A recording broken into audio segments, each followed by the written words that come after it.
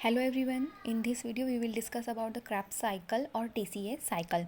जैसे कि हमने प्रीवियस वीडियो में देखा था कि ग्लूकोज को कंप्लीट ऑक्सीडेशन के लिए 3 साइकिल्स की रिक्वायरमेंट होती है, glycolysis, pyruvate dehydrogenase complex and TCA cycle. तो फर्स्ट 2 साइकिल हम लोगों ने डिस्कस कर लिए हैं।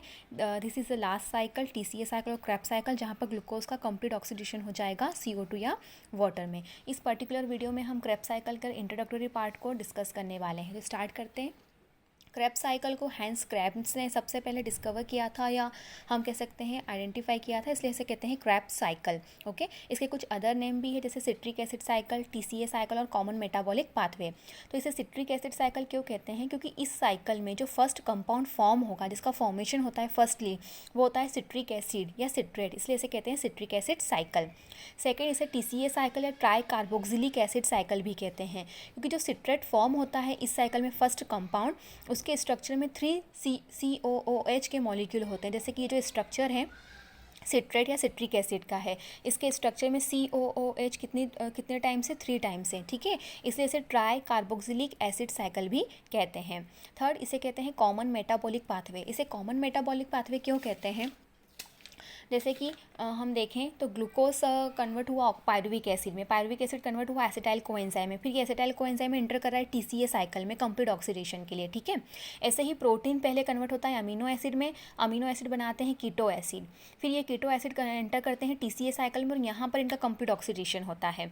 ऐसे ही फैट्स या लिपिड सबसे पहले फैटी एसिड में कन्वर्ट होते हैं, ये fatty acid acetyl coenzyme A बनाते हैं और ये एसिटाइल कोएंजाइम एंटर करते हैं टीसीए साइकिल में कंप्लीट ऑक्सीडेशन के लिए, ठीक है। तो कार्बोहाइड्रेट, प्रोटीन और लिपिड्स या फैट्स तीनों का ही कंप्लीट ऑक्सीडेशन कहाँ पर हो रहा है? टीसीए साइकिल में या क्रेब्स साइकिल में, ठीक है। इसलिए इसे कहते हैं कॉमन मेटाबॉलिक पाथवे।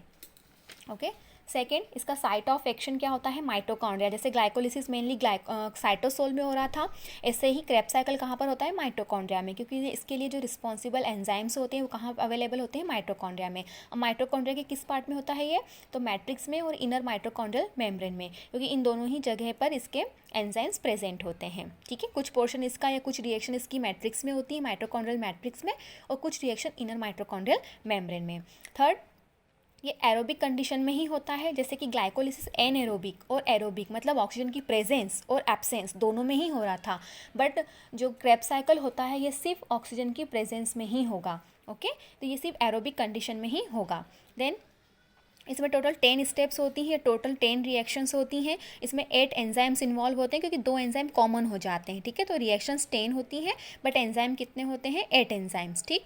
और टोटल 24 ATP फॉर्म होते हैं। 2 एसिटाइल कोएंजाइम में एंटर कर रहे हैं यहाँ पर, 2 एसिटाइल कोएंजाइम में, जो कि प्रीवियस साइकिल हमने देखा था पायरुवेट, जिसमें कन्वर्ट हुआ था एसिटाइल कोएंजाइम में।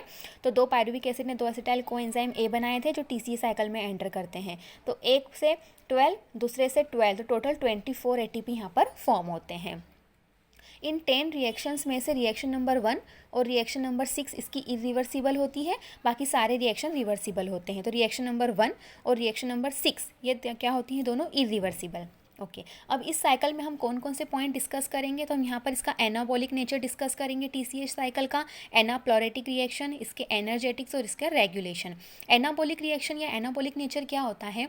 जो टीसीए साइकिल होती है कैटाबॉलिक, या हम कहें ब्रेकडाउन में भी पार्टिसिपेट करती है, ब्रेकडाउन का भी फंक्शन परफॉर्म करती है, और सिंथेसिस का या एनाबॉलिक का फंक्शन भी परफॉर्म करती है, ठीक है। मतलब डुअल नेचर है इसके, इसलिए हमने क्या कहा? एम्फीबॉलिक इन नेचर, ठीक। तो इसमें भी हम दोनों रिएक्शन डिस्कस करेंगे, कैटाबॉलिक और एनाबॉलिक। कैटाबॉलिक में मेनली वही जहाँ पर कंप्लीट ऑक्सीडेशन होकर CO2 और वाटर फॉर्म होगा, चाहे वो ग्लूकोज का हो, प्रोटीन का हो, या फिर लिपिड का हो। जैसे कि हम यहाँ पर देखेंगे ग्लूकोज का कंप्लीट ऑक्सीडेशन, तो CO2 और वाटर मॉलिक्यूल में ये कन्वर्ट हो जाएगा, ठीक है। तो ये किस नेचर में आ जाएगा? इसके कैटाबॉलिक नेचर में। एनाबॉलिक नेचर और एनाप्लोरेटिक रिएक्शन हम अलग से एक पूरा वीडियो डिस्कस करेंगे।